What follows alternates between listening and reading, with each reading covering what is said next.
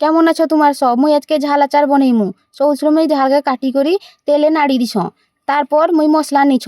মশলার মধ্যে জিরা, পানমহুরি, সরষ আর মেথি দিগই সেগাকে শিলপুতা দি করি ভালা করি মিক্স করে নিছ।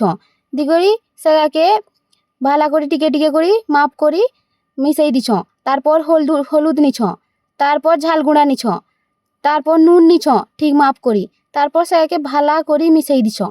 মিশাই করি তারপর তোমার পাশে যদি প্লাস্টিক আছে, প্লাস্টিকের জার আছে, তাহলে তোমার মানে প্লাস্টিকের জার নিব।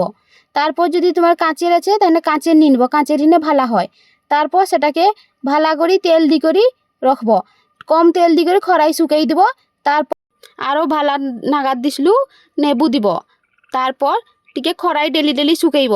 তারপর 2-3 মাস ধরি তোমার খাই থাকব। আমার কার ঝাল আচার রেডি হয়েছে। লাইক আর সাবস্ক্রাইব করে দিব।